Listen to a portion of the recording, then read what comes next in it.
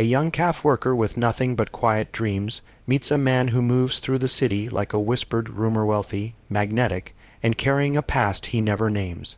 What begins with stolen glances over steaming cups and autumn rides on restless horses unravels into a dark waltz of power and desire.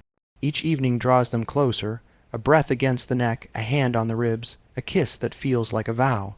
But shadows leak through every gesture, secret meetings in silent warehouses, photographs of Nitolas among men who built rooms of quiet cruelty, a scar on his wrist that tells a story he refuses to confess. When threats arrive with quiet knocks and envelopes of money, trust becomes a fragile bridge over a storm that could destroy them both. Is Nitolas a savior trying to undo old sins, or a master of elegant deception? And when the final door opens at dawn, will Miss Ha follow the man he loves into the darkness, or finally listen to the truth waiting in the silence? I wiped the steam from the espresso wand and breathed in the cinnamon that lived in our calf like a ghost of last autumn. My name is Miss Ha, 22, a barista who learned to smile through meager tips. That Tuesday, the first cold rain stitched the windows, and the bell above the door kept nodding like it knew something. Kira, my manager, slid a paper under the till. "Don't panic," she said, which is what people say right before you need to. The paper was an eviction notice. 30 days, the rent had doubled, the owner had vanished south to Florida. I felt the floor tilt. This place wastes just paychecks. It was my routine and borrowed warmth. I kept working because hands are brave when hearts aren't. A man in a suit took the corner table. He didn't fit the room-tailored charcoal, a scarf the color of soaked leaves, a watch that glinted like a withheld answer. He set down leather gloves and a black notebook. He didn't look at the menu, only at the door as if waiting. "Double macchiato," he said when I came over. His voice was exact, an address you could follow without a map. I nodded, but my hands shook. The notice kept blooming behind my eyes. Then the accident. A boy ran in, slick with rain, shouting for the bathroom. He slammed my shoulder, the cups jumped, the pitcher spun out. Hot milk arced across the counter onto his sleeve. He stood slow. I apologized until the word emptied out.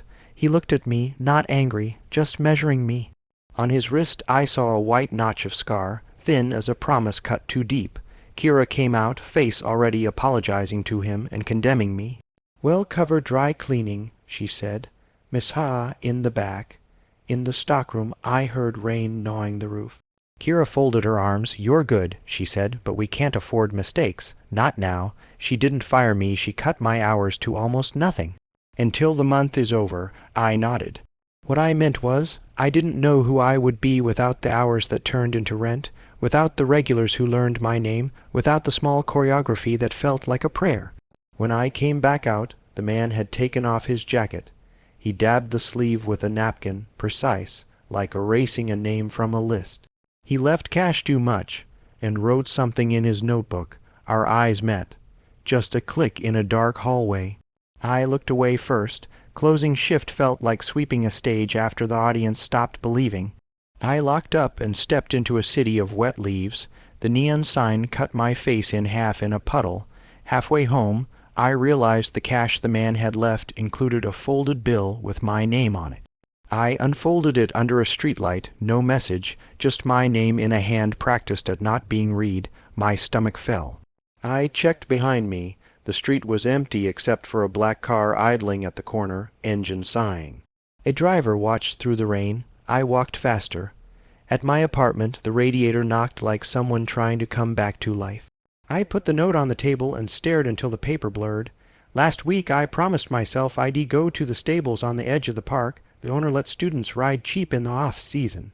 I used to think the city ended there, where horses turned the earth. That night the truth was this. The calf was dying. My hours were gone, and a stranger had written my name like a door opening. I lay awake with rain and engine noise braided together, thinking about his scar, the notebook, the car that didn't leave until my light went out. I dreamed of hoofbeats crossing wet streets and woke with the taste of iron. By morning something in me had cracked. Not a bone, more like an idea of safety. I dressed slow, buttoning my thrift, store flannel, and I told myself I would go to the stables after my shortened shift. If I kept moving, maybe the break inside would line up on its own. I didn't know it yet, but the next time the bell above our door nodded, autumn would stop being a season and become a witness. I worked my shrunken shift like a stand-in. Kira counted lids the bell kept nodding. At 10, 11 he returned charcoal suit, wine, dark tie, gloves. The scar on his wrist showed when he set a black notebook down. Double macchiato, he said. Then, Miss Ha, right, hearing my name in his voice, felt like a door locking from the inside. You left too much yesterday. It was accurate for what I took. He didn't explain. I made the drink like a prayer. Tamp, twist. He watched the steam as if it might. Sit, he said. Kira waved me on. Up close his age looked chosen. Nitolas, he said, you wrote my name on cash, slip of the hand. He smiled without teeth. You like horses? I used to ride by the park. Go today. I have a shift. Not any more, Kira called. Take the day. Outside rain had thinned to a bright chill. The black car idled, but Nitolas ignored it. I walk when the day tries to be honest, he said. How do you know this neighborhood so well? I buy maps, he said. Then I by what maps forget. At the stables a girl handed me a helmet and laughed that I still needed it. Nitolas refused a helmet with the calm of someone who never falls. He took a tall bay named Bishop I, drew a mare, Sable, who disliked puddles. Hoofbeats stitched the morning. Relax, he said. Let her carry some of your thinking. We rode in silence until the path narrowed by the stone bridge. His glance slid to me. It said I was being decided. Why the notebook? I asked. So I don't forget what I owe to who to what. His voice shut a door. We dismounted by a fence sweet with fallen apples. You're good, he said. At what? Foaming milk, at listening. You hear the part people try not to say. I laughed. I miss the loud parts. You need money, he said quietly, and time. I can give you both. What would I owe? Time, he said again. And listening, simple, or a careful trap? At the gate a stable boy began, Sir, you're, and stopped when Nicholas' eyes told him he hadn't seen anything. On his left cuff a brown mark had dried almost black, not mud. He saw me notice and slid the glove on. Old stain, he said lightly. The city is untidy. We walked back under oaks. Beneath one he touched my collarbone with 2 fingers, aligning a frame. Dinner, he said. 6. My driver will bring you. He didn't ask for my address. I meant to say no. I nodded. At 5:50. 9 the black car moved like a thought I shouldn't have. The driver opened the door and said my name like breathe. Nicholas' apartment floated above a street pretending to be quiet. Straight lines, photographs of faces turned away. He cooked, I watched. We ate by the window. The city hummed. He asked about my river town, the caf, why I never finish stories. Because the endings feel stolen, I said. He laughed one note down from warmth.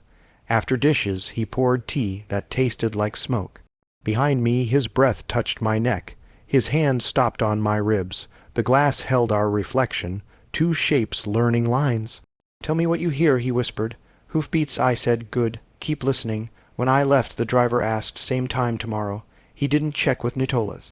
I said I didn't know. He smiled a practiced uniform smile. At home the eviction notice waited.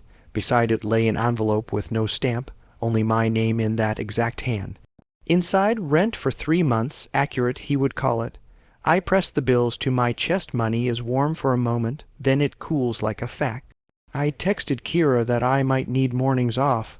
I typed horse lessons, deleted, typed family stuff, deleted. Sent, I have help. In bed I counted hoofbeats until they became a bridge. Under it, something waited, patient as a ledger. I told myself I was safe. At dawn the black car idled before my light was on. Outside, leaves moved like coins in shallow water. I hear, days arranged themselves like chess pieces. I didn't know how to move. Mornings at the caf, afternoons at the stables, evenings on the 12th floor where Nitolas cooked in sleeves rolled to the same length. I laughed too fast, then went quiet, then listened the way he liked. On the trail a paper bag tumbled and Bishop shied. He wants you to choose first, Nitolas said. I breathed, loosened my hands, and Sable settled. When I looked up, he was watching as if ID returned from a long trip, and he was checking what ID smuggled back. We took the long path by the river. Leaves came down like slow applause. You're learning, he said. To be carried without disappearing, his gaze held a softness I didn't trust. Tell me something true about you, I tried. I am very patient, he said, and very bad at waiting. Near the paddock he fixed my collar again. 2 fingers on bone, the practiced gesture of a man who arranged men. His breath touched my temple. Dinner, he said, not a question. That evening he plated roasted squash with yogurt and mint. Taste, he said, standing close. I felt the warmth through his shirt when he leaned, the shape of a decision traveling down his arm to his hand, which paused on my waist as if checking a measurement. I pretended not to understand the inventory being taken. We sat facing the glass where the city turned to dark water. He asked about my mother's perfume, my first lie, the teacher who made me feel seen. The questions found seams in me and worked them loose without hurting. You listen well, he said again, almost tender.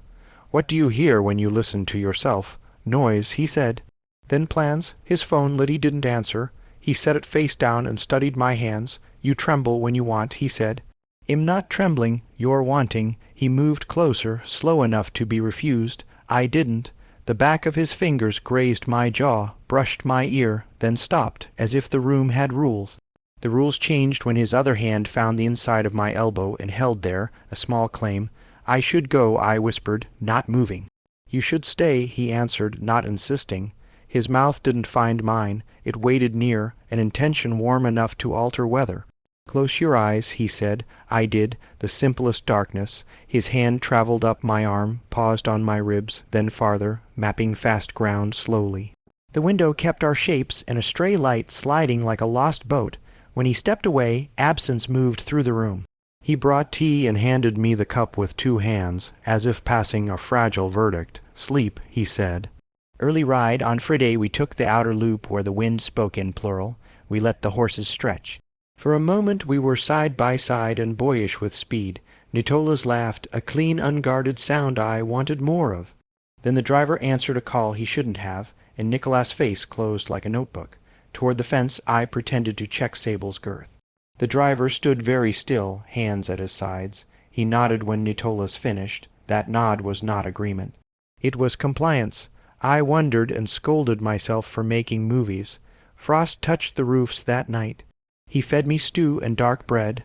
We watched an old film where everyone wanted the wrong person. Thayer lying beautifully, he said.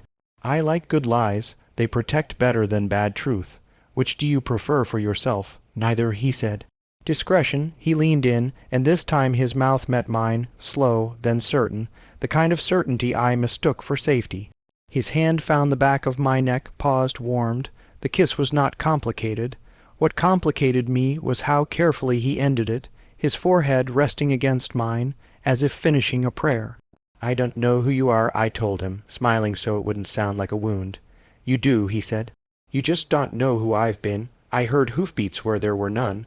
When I left, an envelope waited in my coat pocket, weight I hadn't felt going in.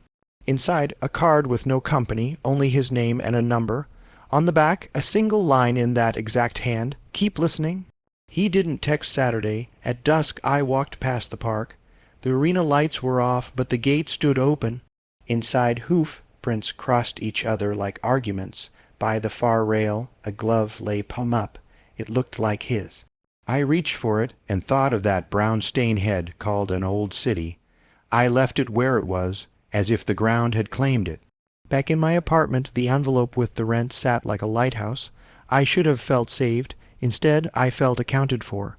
At midnight my phone lit, a message, come down, no name. The black car idled, patient as a habit. I went down without a coat and told myself it was only a ride. When the back door opened, Nutola's wastened inside. The driver was. A. Hale is delayed, he said. He asked that I show you something. His eyes didn't smile at all. The car smelled like rain pressed into wool. The driver didn't speak. He had a face made for uniforms and a way of holding the wheel that made it obey. I kept my hands folded and pretended I could still turn back. Where are we going? To where A. Hale thinks honesty survives the night. We crossed the river. Warehouses shouldered the road. The car slid into a dark lane and stopped at an unmarked door. The driver knocked 4 times, patient. A narrow corridor opened. Inside, the air was cold and exact. Bulbs hummed. We passed an office with glass walls, a table, a city map stuck with red pins, a framed photo of a winter horse show. My chest went tight. This isn't about horses, the driver said. He led me to a second room, metal shelves. Labeled boxes, a faint chemical note, like a secretive clinic. He unlocked a locker. Inside lay a black notebook like Nicholas, gloves, and an envelope sealed with tape. Look, I opened it. Photographs, printed small. In one, Nitola's on courthouse steps with a man whose smile sold the idea boys could be corrected. Another showed a gala beneath a banner, restoration. A third showed the back door of that building, the word smaller. The last dated last year. Nitola's with a group. A teen stared into the lens, a hand pinning his shoulder. Why show me this? Because you are already inside, he said. Better stairs than a trapdoor. I slid the pictures back as if they might cut. Then why work for him? Hate is a luxury for equals, he said. I have a mortgage. In the car my phone chimed. Nitola's, come up. I told the driver to take me home. He drove like my question might break. My apartment felt borrowed. I showered until the water cooled, dressed, and walked without choosing to. I ended under Nicholas' building. Upstairs his door was unlocked. He stood at the window, tie loosened. You didn't answer, he said. I went for a drive. Ah, you've been told an angle, not a lie. Would you like the lie? I'd like the part where you're not in those photographs. He took a breath that didn't move. Sit, Miss Ha, I'll stand. He stepped close and stopped where his breath could find me. Do you believe I hurt people? I don't want to believe anything. Good. Belief is hungry. He opened his black notebook to the middle. Names, dates, amounts beside some. A small mark. Payments, he said. Legal, illegal, necessary. When the city forgets, it eats its own. I pay to aim that appetite. Toward what? Toward order, he said softly. Toward fewer boys left in alleys and the rooms, the banners, old sins, he said. Some mine, some I, funded by not asking. He reached for my wrist. I pulled back. The room went very quiet. You brought me in, I said. Why me? Because you here, he said. And because I wanted something clean across from me, while I tried to remember how to be a man. Am not clean. Cleaner than the men who send teenagers into basements to teach them obedience. My stomach turned. You think this is mercy. I think it is what I do, he said.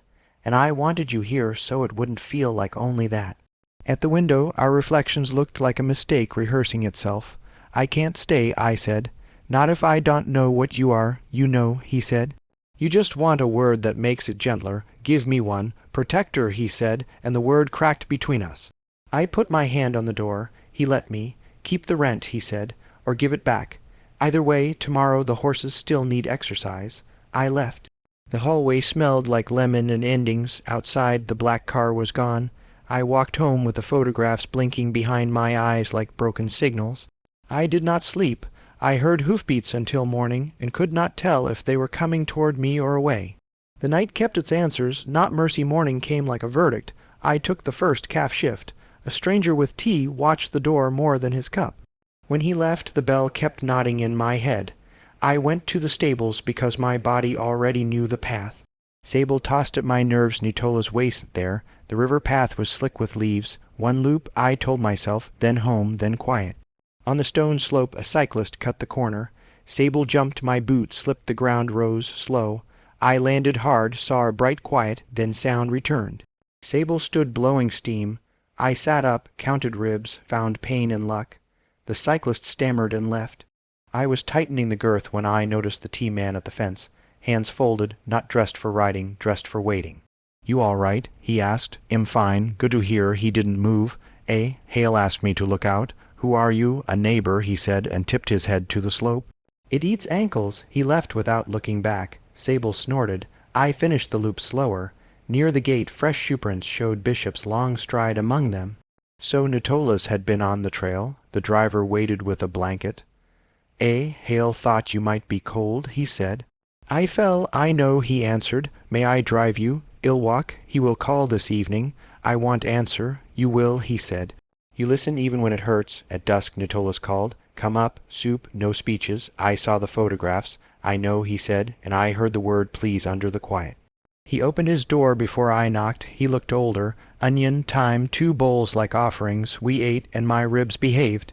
You fell, he said. I stood back up. Good. Who was the man at the fence? A name him trying to retire. You don't need it. I might. You need steadiness, he said, and a clear exit. That sounds rehearsed. I rehearse everything I don't want to regret. At the window he reached for my wrist. I let him. His thumb found my pulse. I want to trust you, I said. Trust isn't a door, he said. It's a bridge that keeps needing repair, and the rooms. I barred one door and financed another by not asking until receipts arrived, he said. Not an excuse. Architecture I woke into. Name one thing you'd undo. A basement meeting where I called silence mercy. He stepped close until our shoulders almost agreed. His breath touched my cheek. His hand settled on my sternum, warm as a vow he couldn't say. I can't be your disaster, I whispered. I didn't invite you to be, he said. I invited you to remind me I could stop being mine. He kissed me, slow, certain. The room narrowed to an honest corridor. When we separated, the city had moved a block. Stay, he said. A weather report. I stayed. We didn't undress. His hand found mine and held it like proof a story could be rewritten. I slept and dreamed of hoofbeats in snow. Before dawn, voices in the hall, a coded pause, the elevator's single chime. Nitola stood, service stare. Now, what's happening? Storm, he said. Ours. He opened a narrow door. 2 flights left, loading dock. Text me in an hour. If I don't answer, do nothing for a day. Don't give me rules. Am giving you a way out. Use it. I touched his wrist where the pale scar bracketed a sentence he hadn't finished. Be careful. I am precisely that most days. The service stare hummed. On the landing, a shadow shifted above. I kept going. Outside, air bit brittle. A gray sedan eased across the alley and blocked the street. The passenger window lowered. The fence man leaned. Morning, he said. Hop in. No, you should. He glanced toward Nicholas' windows. Storm's here. The back door opened, a square of dark offering unearned safety. I didn't move, ill walk. He weighed me like a problem with 2 correct answers. Suit yourself, the car rolled back. Well, talk soon. I ran until my lungs were coins I kept paying. At home I locked the door and laughed because my lock was a suggestion more than a rule. I texted Nitolas. Im out? He replied, good, stay put. An hour later an alert. Contained rooftop fire 2 blocks from his building, cause unknown. In the corner of the photo, a black sedan pretended to be a shadow. I put water on and forgot it. The apartment felt smaller than the envelope of rent. A knock, 3 soft, pause, 2 more at warehouse rhythm. The peephole showed empty hall. A white envelope slid under the door. I waited, then picked it up. Inside, a photograph of 2 horses midair on the river path, riders' silhouettes. On the back, in that exact hand, keep listening, under it, smaller, and stop falling. I laughed once. A second slip held an address and a time 9:15 tonight, bring no phone. I set the note down. My hands trembled the wanting the driver had named. I told myself I'd stay home, make tea, learn patience. Around me the apartment clicked and settled like tack after a ride. Night gathered at the window and waited, and I listened for hoof-beats I could not name. I went to the address with no phone and a coin in my pocket. The one my mother said was luck if I made it listen. The carriage house door unlatched at 9:15 as promised. Inside, a bulb circled a ring of scuffed floor and dead tack. Nitolas stepped from the dark, sleeves rolled, that pale scar like a bracket around a line he never finished. You came, you asked, we have 10 minutes, he said. Then something ends, whose choice, mine if I'm brave, theirs if I'm late. A side door opened. The fence man entered with the driver. Evening, the fence man said, no names. Hail, sign the release and you become a ghost. Refuse and the boy becomes a rumor with pictures. The driver didn't look at me when he said, we prefer the easy way. Nicholas' face went still. You redirected funds, the fence man continued. You bought silence we didn't invoice. I bought exits, Nitolas said, and regret came with the receipt. He turned to me. You wanted a word for me, I still do. Coward, he said, and trying, the floor tilted. Tell me the truth, I said. Not the version that sounds forgiven. I helped build rooms by not asking who paid for the keys, he said. Later I locked some, later than boys deserved. I paid for rides out. I called it order so I could sleep. It was a ledger, not grace. The driver held up a folder. Sign, walk away. Well, call your charity a myth worth believing. And if I don't? Nitolas asked. Then he is photographed with suggestions. The driver said softly, your barista, your window, your envelope, nothing illegal, everything hungry. I saw Kira scrolling, my mother squinting at smoke. Nitolas stepped closer and found my pulse with his thumb. If I sign, he said, I can't stop paying for harm by pretending it isn't mine. If I don't, I make you the bill. Don't make me anything, I whispered. He breathed out and didn't let go. You kept telling me to listen. I didn't want to hear that I wanted you clean beside me because I'm not. The fence man tapped his watch. Outside, a siren went past and forgot us. Nitolas took the pen. He didn't sign. He wrote something on the back and lifted the paper to the light so the ink turned into a thin shadow window. He tore off a corner and slid it into his pocket. Open the door, he said. Pen first, the fence man replied. Nitolas set the pen down and looked at the driver. You can't publish without confessing what you are, he said. You need my silence as much as my name. The driver's mouth tightened. We need your compliance, he said. And we will have it. Nitolas squeezed my wrist, gentle and final. Take me, he told them. Leave him. No, I said.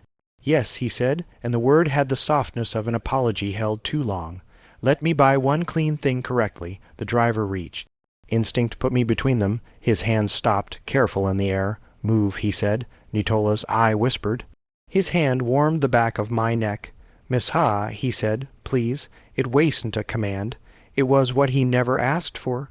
I stepped aside. He walked to the open door. He glanced back once and pressed 2 fingers to his collarbone, the small alignment he always gave me, and then he was gone, door closing without echo.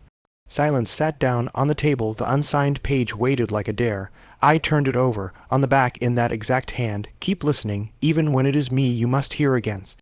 I left through the side door, and walked until the night stopped threatening, and only remembered to be cold. The river path received me as if I were late for a story. The arena lights were off. Frost filmed the rails, hoof prints dissolved. I thought of his careful kisses, the soup, the word protector breaking in his mouth. I thought of boys who learned basements before birthdays.